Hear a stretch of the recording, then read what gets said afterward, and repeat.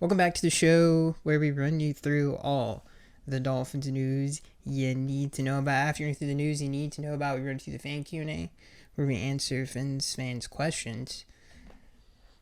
A lot to talk about in today's show. Very busy offseason for the Dolphins. Mostly losses this week, though, that we have to talk about. And some interesting ones at that. Let's start with this. This comes from Pro Football Rumors. Bill signed former Dolphins wide receiver Trent Sherfield. I'm pretty sure we didn't talk about this on last week's episode, but this is really interesting.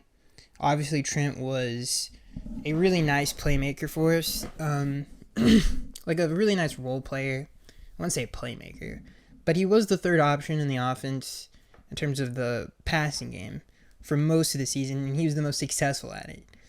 He fit really well into the offense. He only had one bad play the entire year, which sticks with me, which is the drop on the road in Buffalo, which would have been a touchdown. But really solid, really helped with the offense and run blocking as well. He was really good at that. Really just fit the scheme to a T. But the move is interesting because the fact that they were willing to let him go, I think that says a lot about Cedric Wilson, maybe Eric Azukama. They want to kind of, slide him into that role. We'll see in preseason. Obviously, the draft, there's not a ton of options there. We'll see what they still do with that second-round pick. Maybe they dangle that in some trades for a right tackle, I hope.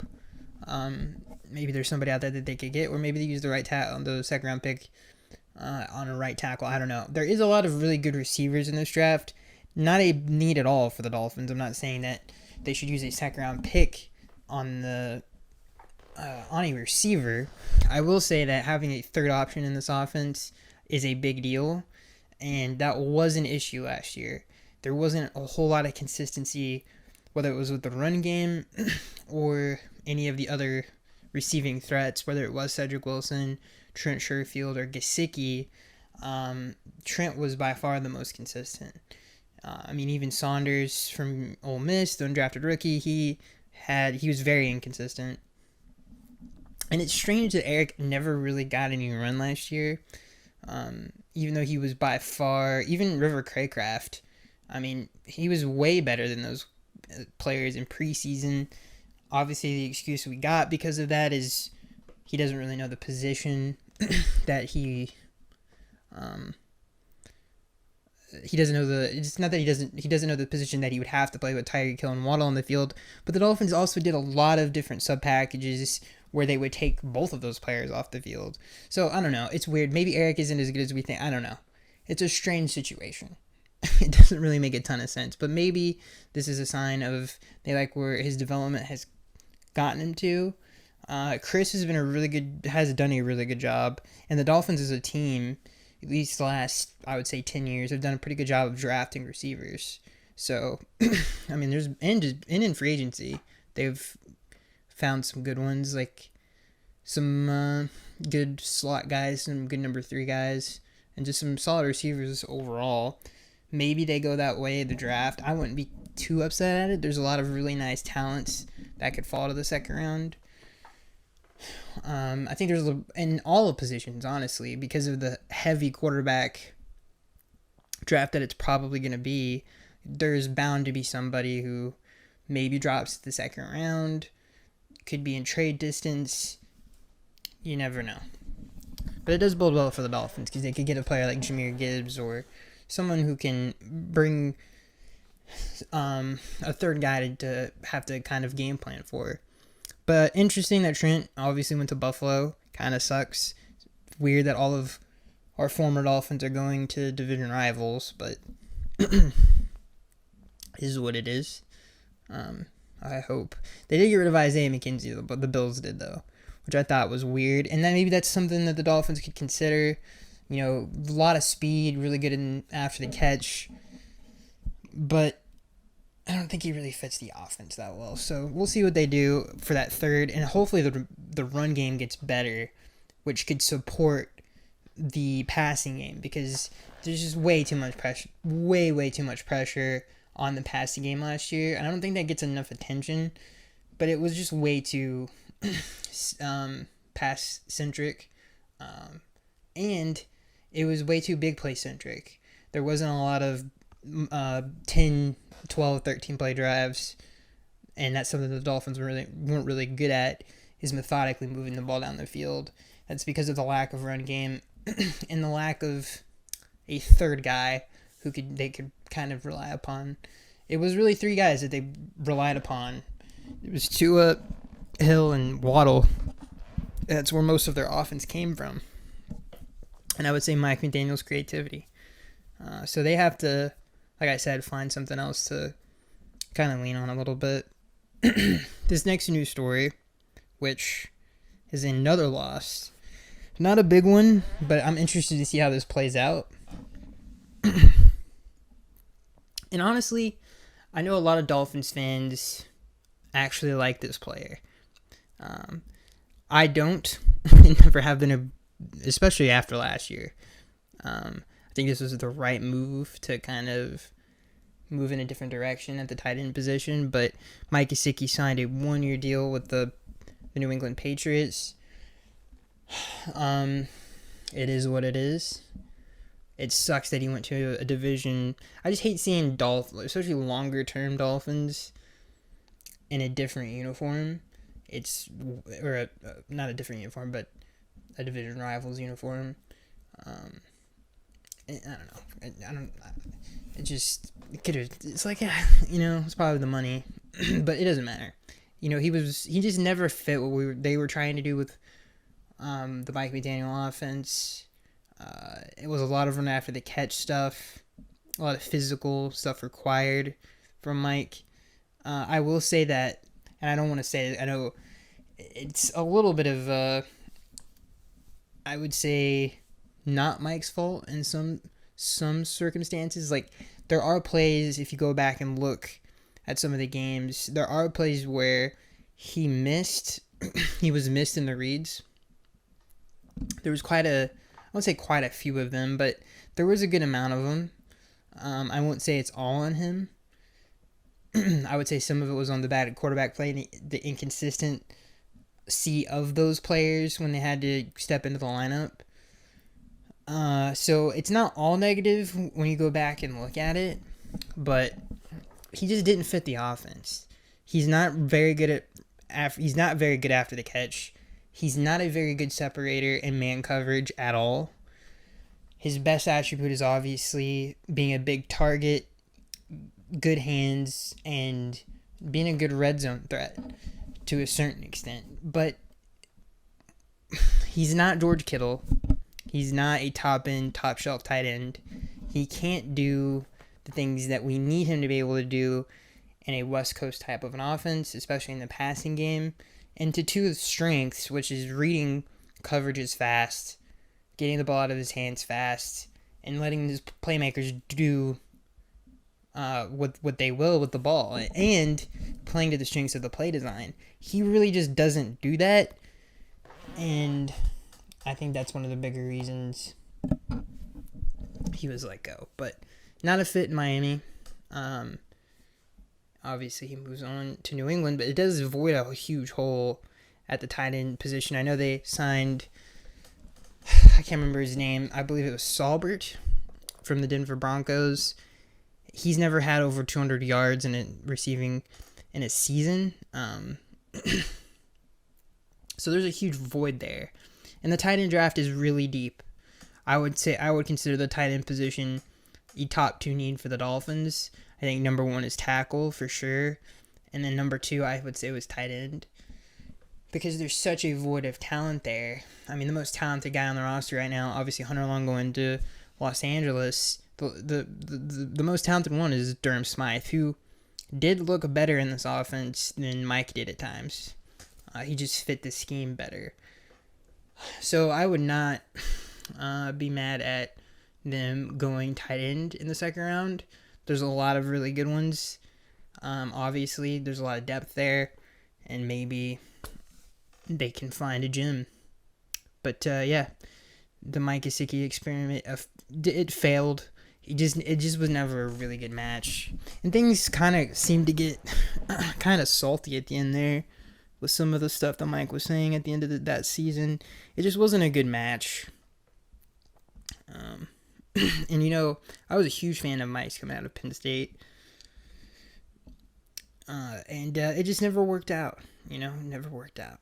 But anyway, moving on from that, the Miami Dolphins, again, this comes from Pro Football Rumors. The Miami Dolphins have re-signed Justin Bethel, which is a huge deal, obviously. Special teams was an issue at times last year. Justin Bethel made some really nice plays on special teams. Very veteran player. Been around the league a long time. So it was a good re-signing. They definitely need to, and I'm sure they will do this in the draft, but, kind of get back to the days of Darren Rizzi and just, hopefully we can get that popping a little bit more and kind of tighten that up. One of the, few Dolphins coaches that I wish was still around. One of the best coach of that era for sure. This last news story, it's actually second to last news story. Dolphins re-signed linebacker Andrew Van Ginkel. Excuse me, guys. This comes from Pro Football Rumors. It's a 1-year deal. I actually did not expect this to happen. I thought his market clearly was good. I mean, he had a few visits with teams. I was really hoping he didn't go to New England because obviously he fits that scheme. He was in that scheme for a few years. I can't remember where else he went to visit, but, the best thing that he does is he's really good against the run. Physical. He's very bad in coverage. I will say that. But his pass rush ability is actually very good as well. He's a good athlete, smart player, and fits the scheme as well. So we'll see. I mean, there's a lot of competition in that position, and I'm interested to see if they re-sign Melvin Ingram. But the preseason games are going to be really fun to watch if you're a Dolphins fan because there's a lot of depth at certain positions. And this position especially is going to be really fun to watch because it's deep. There's going to be a lot of competition there. It's an important position. So, yeah, the preseason games, you should see a lot of sacks. It should be fun to watch. Another position is obviously tight end, and I would say whoever's going to play in the slot, Braxton Berrios, who I completely blanked on, maybe he can be that guy who can, because he has the talent to be, but maybe Mike and Wes Welker can kind of unlock that. But, yeah, preseason is going to be really fun. This last news story, this is a story that I think is important, and that is the right tackle position. From what we've heard since last week, it seems that the Dolphins want to at least give Austin Jackson one last year to prove himself. They didn't pick up his fifth-year option, obviously. Neither did they for Igbenogany. Igbenogany, now I could totally eat my words on this. He actually has hope. And I cannot believe I'm saying this, but it's true. And I think the scheme switch could really help his career. Not be so aggressive man-to-man coverage. This was never his game.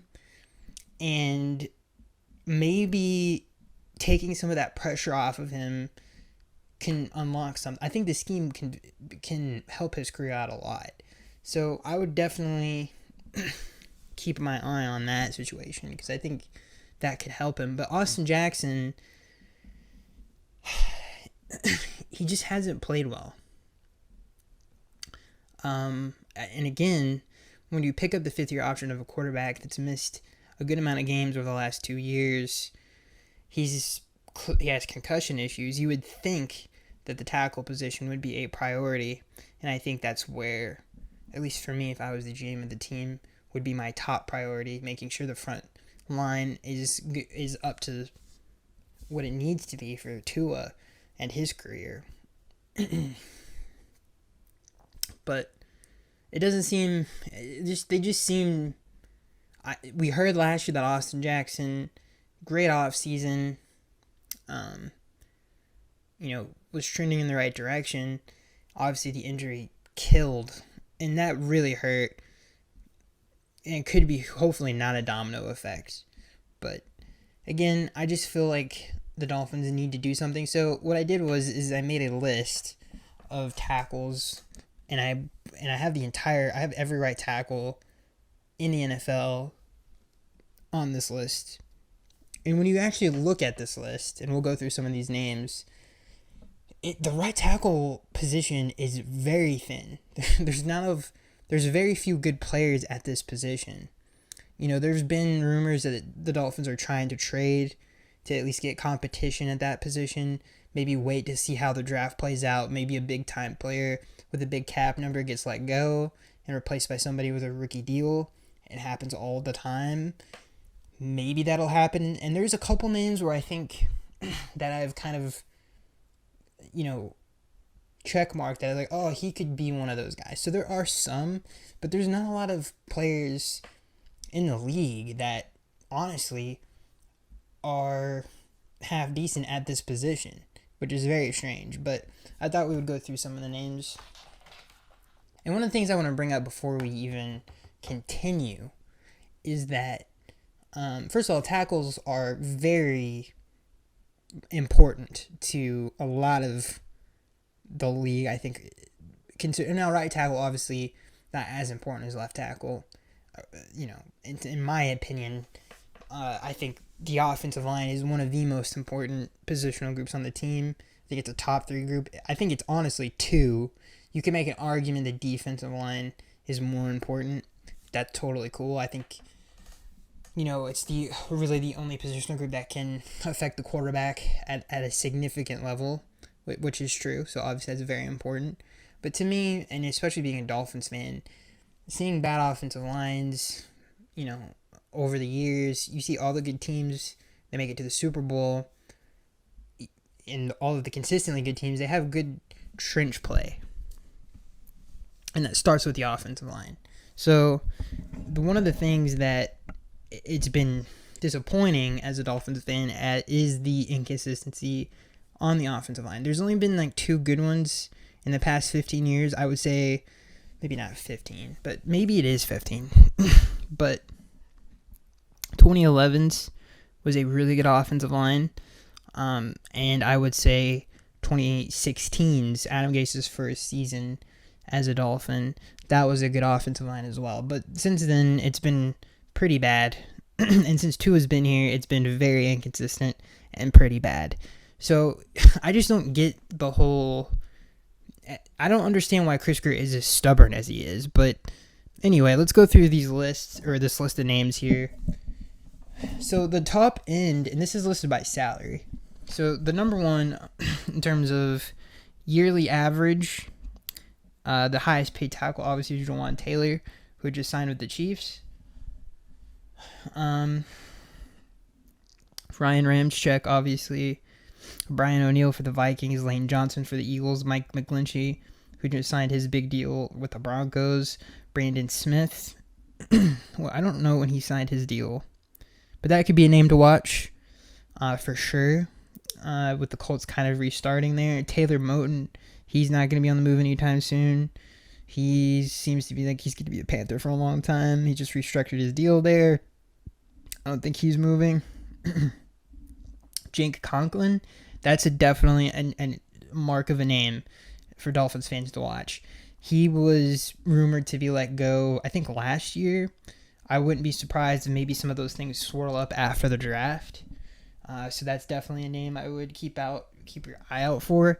He's had injury issues in the past, which, if you're a Dolphins fan, could be very, I would say, concerning. But again, there's not a whole lot of options at this position. Caleb McGarry, who just re-signed with the Falcons, so he's out. To me, this is the most likely candidate. Rob Havenstein from the Los Angeles Rams. I think he has the most, out of every name on this list, he is the most likely to be traded. They're restarting, obviously. He's getting paid a pretty good amount of money. His entire contract is worth about $30 million. His annual pay is about 11. He's guaranteed about 24 of that. I could see them letting him go for maybe a second round pick. Obviously, they're trying to get as many picks as they can. I would have to see, how old is Rob? Rob is 31. Jake Conklin, another guy who I think could be traded. He's also 29. But again, I think Rob and tackles play a long time in the NFL, and especially with how thin the market is there, unless they like someone in the draft, it could be an interesting player to keep your eye on. Because out of everybody on this list, he is by far the best chance to be traded. Everyone else is young and has just been drafted, like Tristan Wirfs, Mekhi Becton. There's some lower level guys like Trent Brown, Riley Reif. There's not a lot of, and then after that, it's just guys that really would be backups in the NFL. There's just not a lot at the right. I don't know if we talked about Jonah Williams, but he doesn't even want to play right tackle. I've said this many times, but Taylor Lewan is out there. But in terms of trade, I think the two biggest names on this list is definitely Conklin and Havenstein. I think those guys are the most likely to be traded. And Rob's contract is pretty good. It's very cheap for above average starting right tackle in the NFL. Would be a big improvement over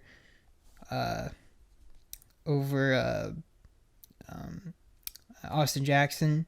Their offensive line, I don't know what his stats were last year. They did not perform well last year. Obviously, that team was just bad. But it could be an interesting thing. I would have to look this up. I'm fairly certain he didn't have too bad of a season last year. Obviously would, I think, fit the scheme. And one thing I want to say before we move on, but Austin Jackson is still a very talented player. He actually does fit the scheme. He just hasn't, and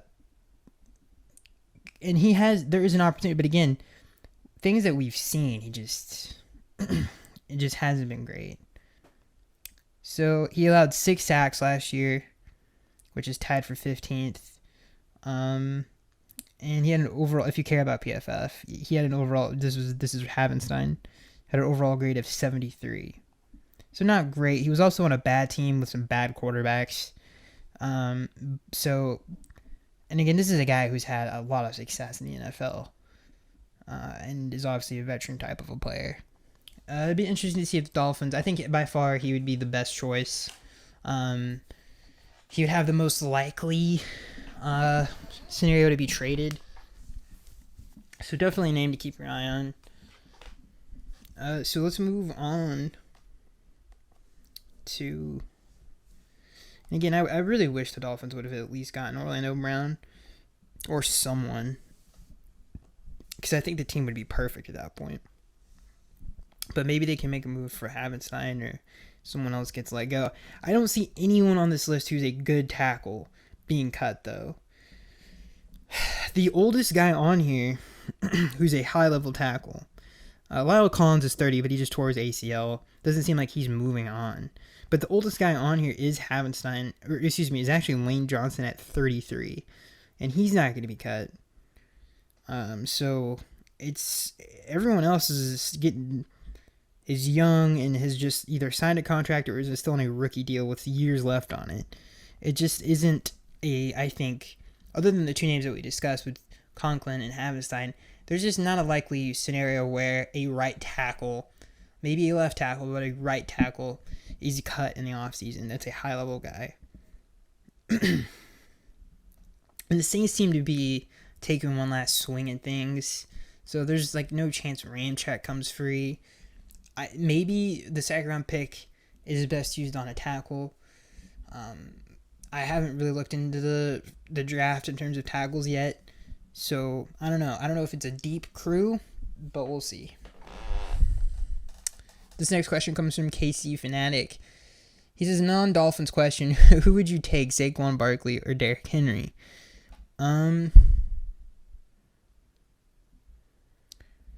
If they were both healthy, that's a tough question.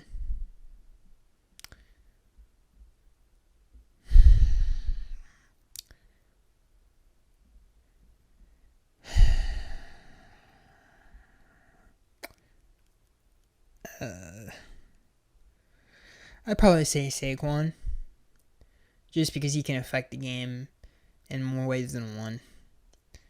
And Derrick needs a lot of carry, so it depends on the offense that you run. I've seen a lot of Dolphin fans want Derrick Henry, and while that would be cool, it doesn't fit what they do. So, this next question comes from Tony. He says, do you think Eric Ezukama will have a bigger role this year because he is the only big body wide receiver they have on the team currently? They don't really run a lot of those plays. They could if they had someone like that. But a lot of it is speed, taking advantage of space on the field, making your defense have to run with us. That's a big part of it.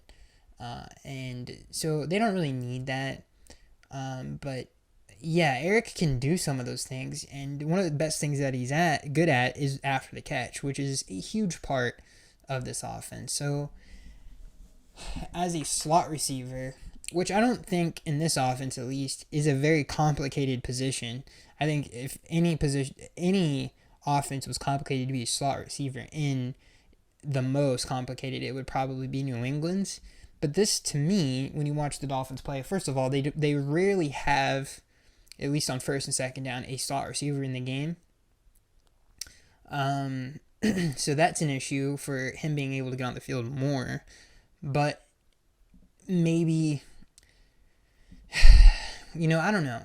It's tough. But he definitely could be an option in that position. Maybe they try to kind of steer him towards that position. With the loss of Trent Sherfield, they did sub out Waddle and Hill a lot when we went. And again, this was a huge problem last year, at least in my opinion. It seemed to be a tell for NFL defenses. But if Eric can develop into that guy that we need him to be on the outside, he could still be a threat if we line up in our heavier packages.